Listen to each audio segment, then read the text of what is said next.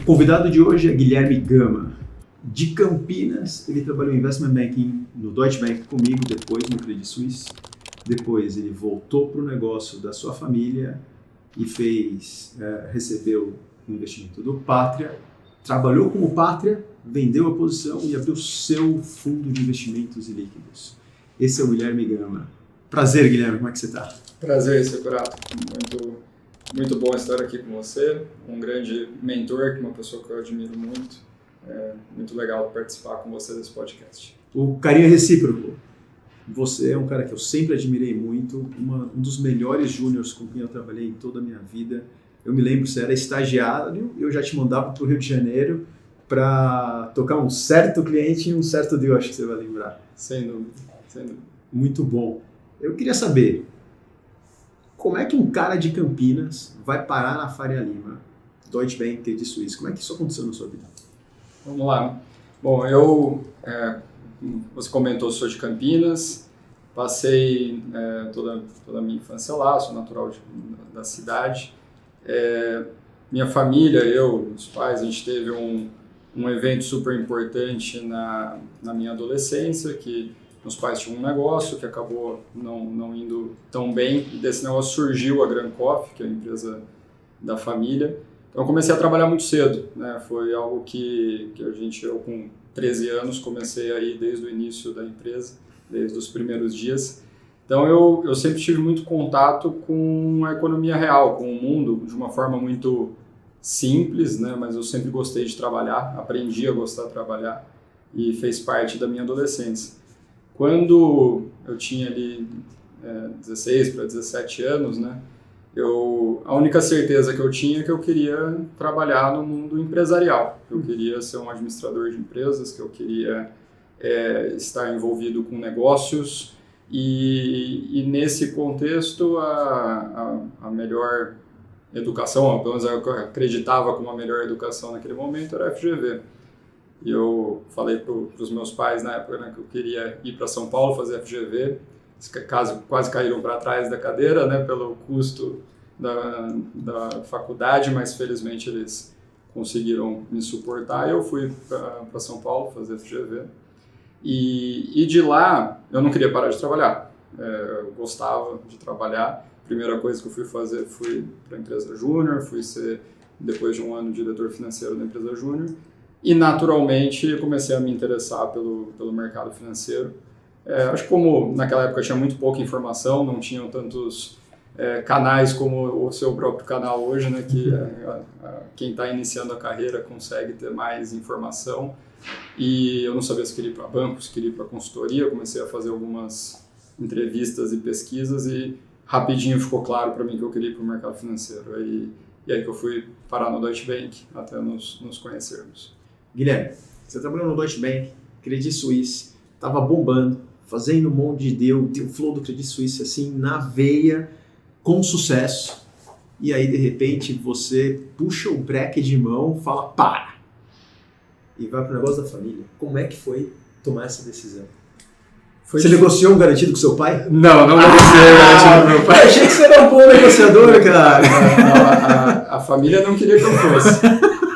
A esposa apoiou, a futura esposa apoiou bastante. A família achava que eu estava maluco, né? Uma empresa ainda pequena, falou que eu tinha uma segunda marcha engatada, né, na opção da família, mas era uma empresa ainda pequena. Mas eu falo, não sei se por conta de ter visto muitos negócios que deram certo, eu falo que a gente fica um pouco enviesado, né, no mercado financeiro, porque as empresas que estão ali são as empresas que deram certo. São as empresas que chegaram até ali para fazer um IPO, que chegaram para fazer uma venda.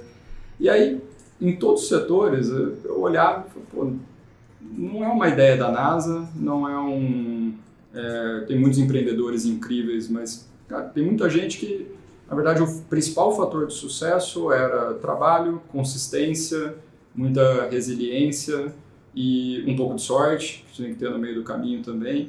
E o empreendedor ele chegava até lá, com empresas gigantes de sucesso, líderes dos seus setores. E eu olhava para aquilo e acho que com o meu sangue e DNA de empreendedor, eu quero trilhar a minha própria história. Eu adorava o que eu fazia, adorava finanças corporativas, adorava o investment bank, estava muito bem, como você comentou, mas eu queria algo a mais. Eu queria estar do outro lado da mesa, eu queria criar a minha própria história e resolvi voltar. Saí da Faria Lima e eu lembro muito bem do primeiro dia, né, que eu fui dividir uma salinha pequenininha sem ar-condicionado com meu pai e começamos dali. Então foi realmente uma mudança muito drástica, mas eu acho que veio muito do meu histórico até antes de ter trabalhado no negócio, de gostar, de ver o potencial. E aí do outro lado tinha uma empresa que era assim pequena, mas tinha tudo para ser um negócio incrível, uma empresa que já tinha grandes clientes de referência, já tinha receita, tudo que um monte de gente fala hoje, a gente tinha receita recorrente, um negócio resiliente, geração de caixa forte, era uma empresa que tinha claras vantagens competitivas com os concorrentes, crescia. Então, eu olhava para aquilo e falava, isso aqui dá para fazer mais, dá para ser enorme. E eu tenho uma passagem desse início como empreendedor, que se você puder eu conto também. Conta já. Vamos lá. Logo no início, né, a primeira coisa que eu fiz entre sair do Credit Suisse e ir para a Grancoff, eu fui fazer uma viagem com o Gustavo, com o meu irmão, para um evento da Associação Europeia de Café e Vending Machines. O Gustavo, seu irmão? Meu irmão. Porque o Gus é seu amigo. Meu amigo. Não, tá. Com o Gustavo, meu irmão. Tá bom. E que ele já estava na companhia desde 2006. E lá nesse evento, né, a gente conversando, criando aquela imersão, e eu naquela intensidade, né, de São Paulo, Faria Lima, banco, e vamos. E eu falava, a empresa faturava 10 milhões de reais por ano, o maior do mercado faturava 120, 140 milhões de reais por ano. E eu falava para ele, Gu, em 5 anos a gente vai ser a maior do Brasil. E ele, você tá louco, isso não tem como acontecer, isso não é possível. A gente vai ser, você vai ver. Tá aqui, eu fiz a planilha, eu fiz o modelo. E você sabia fazer modelo? Modelagem eu aprendi com um cara muito bom a fazer modelo. E eu falei, isso aqui tá aqui, ó, é possível. Olha quanto a empresa tem capacidade de investir, quanto que a gente tem, vai dar certo.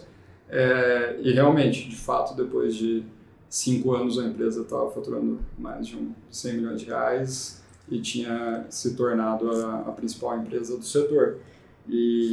Então foi muito legal. Eu falo que eu nunca fui o empreendedor ou a empresa que estava ali só pelo negócio. Eu acho que o Investment Banking ele me deu uma visão de planejamento estratégico, quais são os cenários, para onde a empresa deve ir, que é muito dos pitches ou dos projetos que a gente fazia, né, que se traduzia num plano de negócio, numa modelagem. Eu sempre gosto de pensar na modelagem como um plano de negócios e não como um modelo financeiro.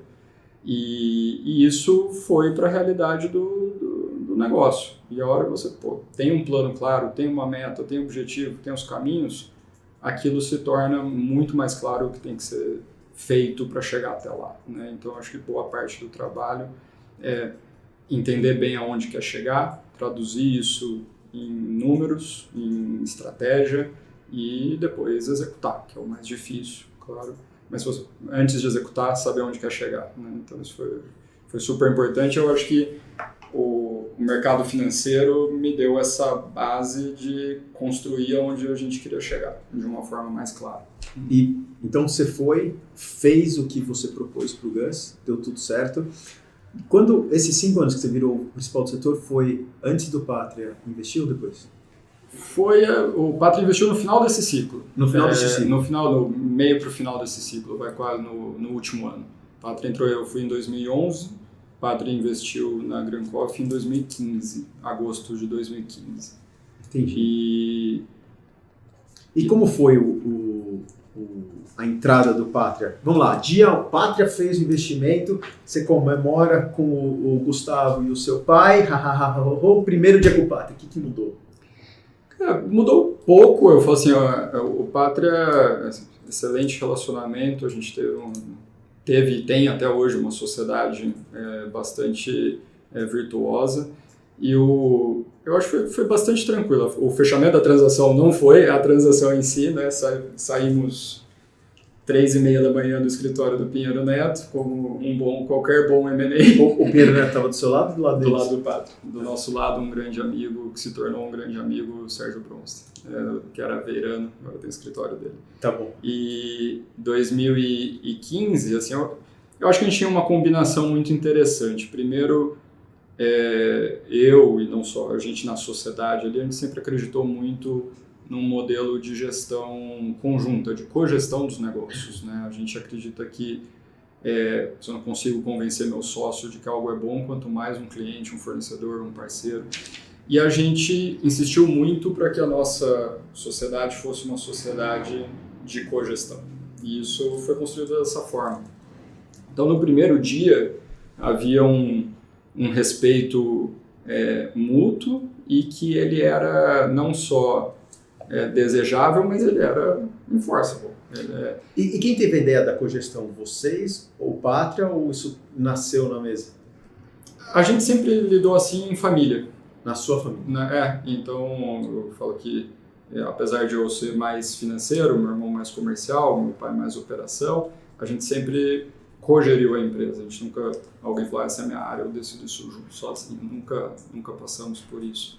E a gente queria levar isso para a nova sociedade. A gente achava que essa, para uma empresa de tamanho médio querendo se tornar grande, uma estrutura relativamente pequena de tomada de decisão, a cogestão, o consenso, ele gera melhores ideias e melhores caminhos. Então, a gente que insistiu e levou que fosse assim. E aí, pela minha experiência de investment banking, eu naturalmente fui cuidar do crescimento inorgânico, então novas avenidas de crescimento, projetos e principalmente M&As.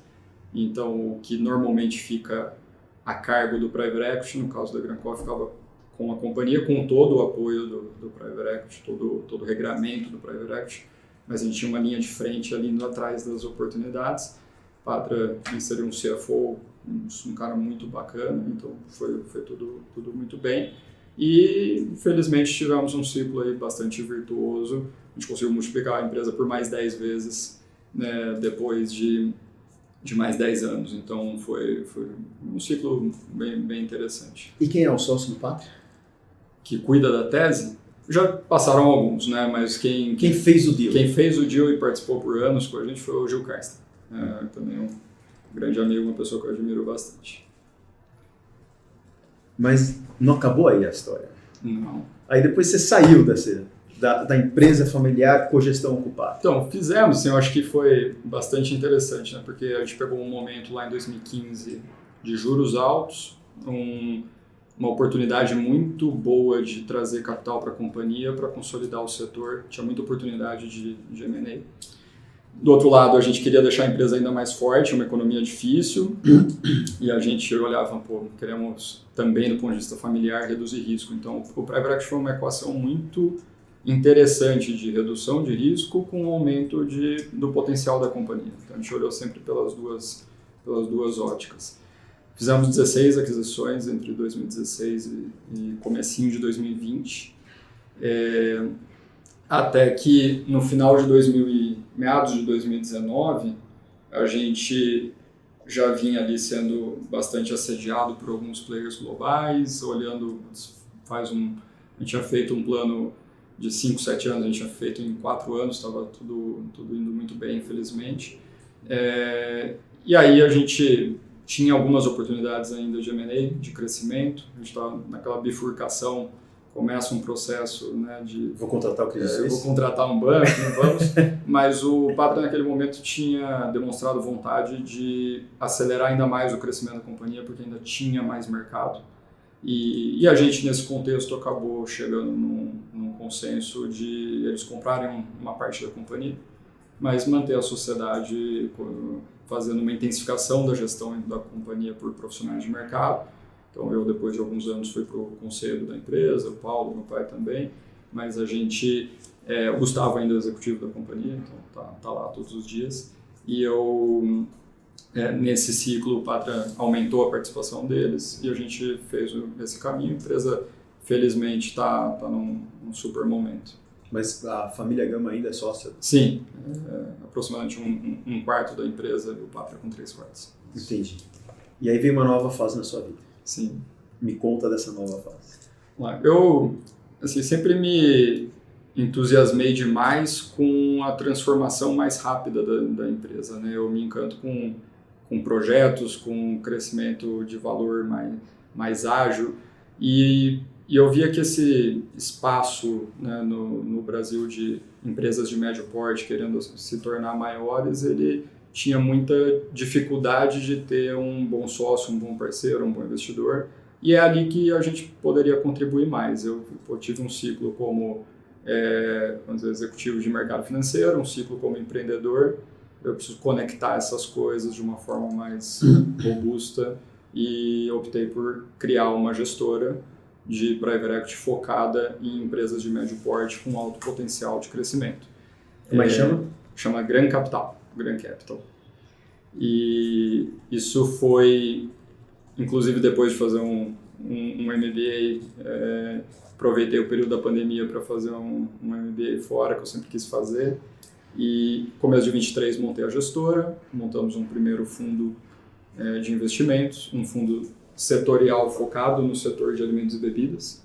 E a gente está em fase de investimentos, a gente investiu em 2 negócios, estamos em diligência para um terceiro investimento. E basicamente, assim, eu falo que eu sentei dos 2 lados da mesa, né? Sentei como empreendedor, como... Não, você sentou em todos os lados. Eu estou em alguns lados da mesa. Em cima da mesa. Olhando muita coisa, trabalhando bastante. A melhor forma de conectar isso é um private equity, né? Quando você combina a parte, né, de finanças, mercado de capitais, investment banking, M&As, e de outro lado você tem gestão de empresas, empreendedorismo, capacidade de execução. Naturalmente, quem faz isso? Quem deveria fazer isso? É o private equity, né? Ele investir em uma empresa, ajudar essa empresa a se desenvolver, se estruturar, crescer, criar valor e depois, com essa empresa desenvolvida, desinvestir, né? Então, isso sempre me atraiu bastante e essa conexão é incrível, né? De você poder empreender de uma forma super estruturada e impulsionada pelo mercado financeiro. Aqui tem muitas empresas, elas são muito boas, talvez pudessem ser ainda melhores usando as ferramentas e o potencial que o mercado financeiro pode acrescentar no negócio. Então deixa eu ver se eu consigo resumir bem essa situação que a gente está. Então se tem um empresário nos ouvindo, ele está imaginando, será que faz sentido eu trabalhar com o Gama? Ele vai encontrar no Guilherme Gama uma pessoa que entende como o mercado financeiro trabalha, especialmente o mundo de investment banking, fusões, aquisições e o mercado de capitais, que entende o que os grandes investidores buscam nas empresas, né? Porque você fez IPO, você fez follow-ons, você vendeu empresas para private equity, você teve private equity como sócio e agora você é o private equity.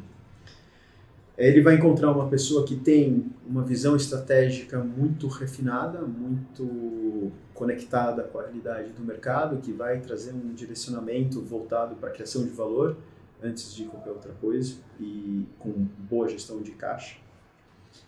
E você vai trazer dinheiro também? Exatamente. É isso. Tá bom. Quem que tem que te procurar? Porque o seu fundo é de alimentos e bebidas, então não adianta aparecer com qualquer coisa. Então uma empresa do setor de alimentos e bebidas que tenha quais características deveria te procurar? Ótimo, boa pergunta, obrigado. O primeiro fundo nosso, então, o Fundo Setorial Alimentos e Bebidas, a gente definiu um modelo de negócios que a gente gostaria de ter como empresas do fundo, que é varejo físico de alimentos, que tem a loja própria, que tem que dar corpo, da robustez, da DRE para a tese, amplificado potencialmente por franquias, que dá alcance, visibilidade, criação de valor de marca, e sempre verticalizado para indústrias que dão acesso da direct to customer, né, da indústria até o consumidor, porque isso te dá controle da cadeia que você está inserido, da inovação, capacidade de ter produtos exclusivos e um evita muitos intermediários, ou double marginalization, né? Você evita o double marginalization de ter muitos elos na cadeia que precisam ganhar dinheiro, então você se torna mais eficiente lá na ponta, em um estágio da empresa que ela ainda não tem uma escala suficiente para ser super competitiva, eventualmente até frente a outros produtos substitutos ou outros concorrentes. Então, a gente elegeu esse modelo de negócio, varejo físico, e um dos grandes elementos para isso é a escalabilidade. Quando você fala de teses de private equity, talvez uma das principais question marks é como que esse negócio cresce, qual é a segurança que eu tenho que esse negócio tem capacidade de crescimento.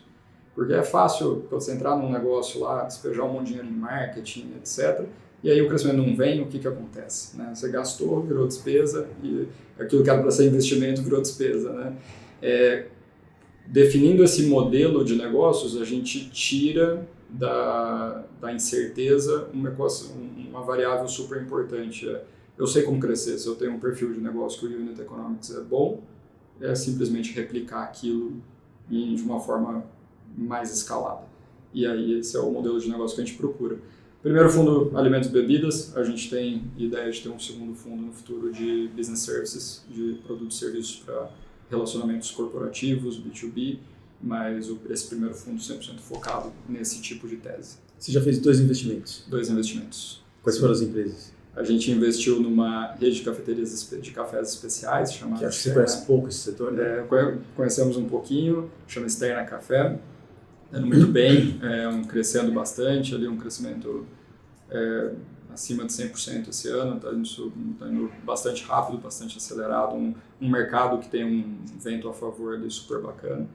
Mais recentemente investimos na Laguapa, uma rede de empanadas, uma tese super escalável, um modelo de negócio simples, fácil, produto muito bom e que a gente está extremamente animado. Hoje são 36 lojas, a gente enxerga todas próprias, assim, um faturamento já importante, que a gente entende que tem muito espaço para crescer.